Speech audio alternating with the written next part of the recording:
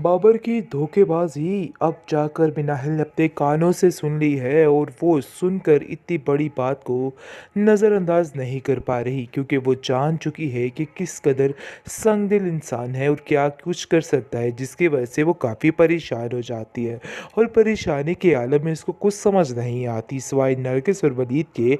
उसको दूर दूर तक अपना कोई खैर ख्वाह नज़र नहीं आ रहा है क्योंकि वो जानती है कि यही दोनों वो लोग हैं जो इसके लिए आवाज़ उठाएँगे और कुछ करेंगे। वो सारा माजरा नरगिस के कानों तक पहुँचा देती है। पहले तो वो उससे बात करती है और ज़ारो-कतार रोने लग जाती है, जिसको सुनकर वो कहती है कि अरे बेटा तुम्हें आखिर क्या हो गया? मैंने तो तुम्हें ऐसा कभी नहीं देखा।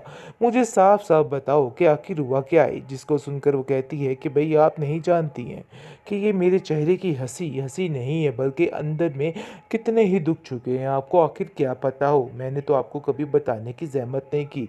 लेकिन मैंने अपने कानों से ये सारी बातें सुनी है और मुझे पता चल चुका है कि मेरे साथ क्या होने वाला है। आपको शायद समझ नहीं आ रही लेकिन ये लोग बहुत ज़ालिम हैं और ये अपनी आय के लिए कुछ भी कर सकते हैं। मैंने इन लोगों को बारहा सुना लेकिन इसके बावजूद इन लोगों पर कोई भी यानी कि ये लोग जानते हैं बड़े अच्छे तरीके से कि बाबर किस किस्म का इंसान है।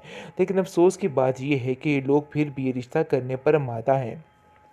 और इन लोगों को कोई फ़र्क नहीं पड़ता है। ज़ैन भी उन लोगों के साथ ही मिला हुआ है और अपनी माँ की हाँ में हाँ मिला रहा है। लेकिन जी आप देखेंगे कि ज़ारा कहती है कि तुम्हारे साथ तो बहुत ही बेहतर हो रहा है और यही सब कुछ होना चाहिए था। भई माँ जी यही डिज़र्व करती थी ये लड़की और इसके साथ ये सब कुछ ही होना चाहिए था। बहुत ज़्यादा खुश हो जाती है ज़ारा ये सारा माजरा देख के और कहती है कि अब इसमें नाहिल को मज़ा आएगा और तड़का लगेगा कि आखिर इसके साथ क्या होगा। यानी कि वो ज़ुल्म की हद में इस कदर आगे गुज़र चुकी है कि उसको किसी बात की कोई होश नहीं है और उसको ऐसा लगता है कि जैसे वही बेहतरीन औरत है और वही सब कुछ कर सकती है। लेकिन ये उसकी बहुत बड़ी बेवकूफ़ी है। मिनाहिल ये सारी बात कर देती है नरगिस से और नरगिस कभी भी इस बात के लिए हामी नहीं भरेगी बल्कि ऐन मौके पर आकर माजदा की ऐसी चित्रोल लगाएगी कि माजरा याद रखेगी, जो समझ रही है कि वो सारा कुछ ठीक कर रही है। लेकिन वो नहीं जानती कि मिनाहिल की ज़िंदगी से इस तरह खेलना उसके लिए बिल्कुल भी सेफ़ नहीं है और कोई भी ये सब कुछ नहीं कर सकता है। इस बात की टेंशन उसको बहुत परेशान करती है। माजिदा कहती है कि अरे भई देखो, अगर कोई ऐसी बात हो भी गई है तो अपने ऊपर थोड़ा-सा कंट्रोल कर लो। ये सारी हरकतें तुम्हें ज़ेब नहीं देती। ये देखो कि तुम्हारा क्या हाल है। तुम्हारी भी तो पहले शादी हुई थी ना। अगर तुम इस बात को नज़रअंदाज करोगी तो फिर ही तुम्हारा घर बस सकेगा, वरना अब तो तुम्हें वलीद नहीं मिल सकता। ये बात तो तुम्हें बड़े अच्छे तरीके से पता है। जिस पर वो कहती है कि मैं वलीद की बात नहीं कर रही। आखिर आप कैसे इतनी बड़ी धोखेबाजी का मुझे शिकार कर सकती हैं? हर चीज़ को जानते बूझते ये सारा मामला कैसे ख़राब कर सकती हैं? मुझे तो कुछ समझ नहीं आ रही है। जिस पर आप देखेंगे कि साफ-साफ वो उसको कहता है कि बस बात तो ये सही है कि अब हमें मिनाहिल की मदद करनी है और किसी भी तरह से मिनाहिल को इस चुंगल से निकालना है। क्योंकि उसको इस चुंगल से निकाले बगैर मैं किसी भी तरह से ठीक नहीं रह सकता हूँ। और वो बड़े अच्छे तरीके से जान चुका है कि आखिर ये मामला है क्या। जिस पर वो मिनाहिल को कॉल करके साफ साफ कह देता है कि तुम तैयार हो जाओ, मैं तुम्हें यहाँ से लेने के लिए आ रहा हूँ। जिस पर मिनाहिल कहती है कि आपके घर के भी अजीब मसले हैं, आपको पता तो है कि सबा कितनी चिढ़ खाती है मुझसे। आखिर कैसे वो मुझे यहाँ पे बर्दाश्त करेगी? मुझे तो खुद कुछ समझ नहीं आ रही है। बहुत ज़्यादा परेशान हो चुकी है और वो कुछ समझ नहीं पा रही कि क्या करे और क्या ना करे। लेकिन वलीद कोई ना कोई रास्ता ज़रूर निकालेगा और उसको इस चुंगल से निकाल ही देगा क्योंकि नरगिस भी काफ़ी परेशान हो चुकी है और चाहती है कि बस जितनी जल्दी हो सके उसकी बेटी सीधे तरीके से उसके पास उसके घर आ जाए। बाबर की धोखेबाज़ी अब जाकर मिनाहिल ने अपने कानों से सुन ली है और वो सुनकर इतनी बड़ी बात को नज़रअंदाज नहीं कर पा रही क्योंकि वो जान चुकी है कि किस कदर संगदिल इंसान है और क्या कुछ कर सकता है जिसकी वजह से वो काफ़ी परेशान हो जाती है। और परेशानी के आलम में उसको कुछ समझ नहीं आती सिवाय नरगिस और वलीद के। उसको दूर दूर तक अपना कोई खैर ख्वाह नज़र नहीं आ रहा है क्योंकि वो जानती है कि यही दोनों वो लोग हैं जो इसके लिए वाह आवाज़ उठाएँगे और कुछ करेंगे, वो सारा माजरा नरगिस के कानों तक पहुँचा देती है। पहले तो वो उससे बात करती है और ज़ारो-कतार रोने लग जाती है, जिसको सुनकर वो कहती है कि अरे बेटा, तुम्हें आखिर क्या हो गया? मैंने तो तुम्हें ऐसा कभी नहीं देखा। मुझे साफ-साफ बताओ कि आखिर हुआ क्या है? जिसको सुनकर वो कहती है कि भई आप नहीं जानती हैं कि ये मेरे चेहरे की हँसी, हँसी नहीं है बल्कि अंदर में कितने ही दुःख छुपे हैं। आपको आखिर क्या पता हो? मैंने तो आपको कभी बताने की ज़हमत नहीं की, लेकिन मैंने अपने कानों से ये सारी बातें सुनी है और मुझे पता चल चुका है कि मेरे साथ क्या होने वाला है।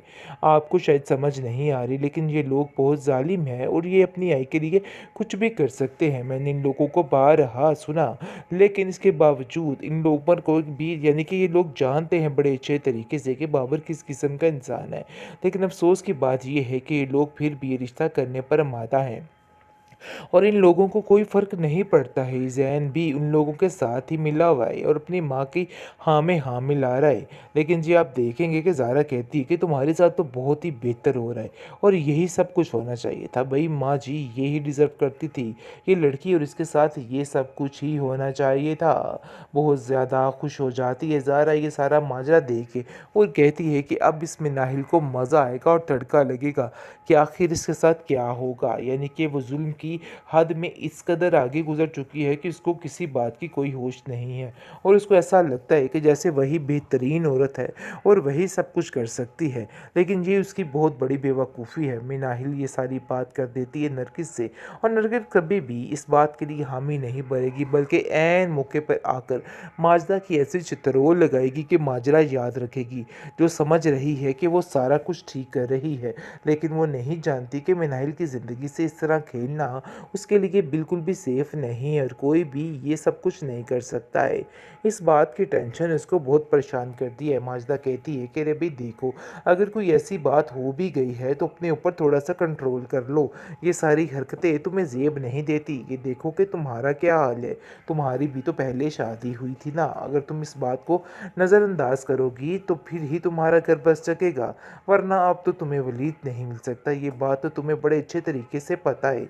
जिस पर वो कहती है कि मैं वलीद की बात नहीं कर रही। आखिर आप कैसे इतनी बड़ी धोखेबाजी का मुझे शिकार कर सकती हैं? हर चीज़ को जानते बूझते ये सारा मामला कैसे ख़राब कर सकती हैं? मुझे तो कुछ समझ नहीं आ रही है। जिस पर आप देखेंगे कि साफ-साफ उसको कहता है कि बस बात तो ये सही है कि अब हमें मिनाहिल की मदद करनी है और किसी भी तरह से मिनाहिल को इस चुंगल से निकालना है। क्योंकि उसको इस चुंगल से निकाले बगैर मैं किसी भी तरह से ठीक नहीं रह सकता हूँ। और वो बड़े अच्छे तरीके से जान चुका है कि आखिर ये मामला है क्या। जिस पर वो मिनाहिल को कॉल करके साफ साफ कह देता है कि तुम तैयार हो जाओ, मैं तुम्हें यहाँ से लेने के लिए आ रहा हूँ। जिस पर मिनाहिल कहती है कि आपके घर के भी अजीब मसले हैं, आपको पता तो है कि सबा कितनी चिढ़ खाती है मुझसे। आखिर कैसे वो मुझे यहाँ पे बर्दाश्त करेगी? मुझे तो खुद कुछ समझ नहीं आ रही है। बहुत ज़्यादा परेशान हो चुकी है और वो कुछ समझ नहीं पा रही कि क्या करे और क्या ना करे।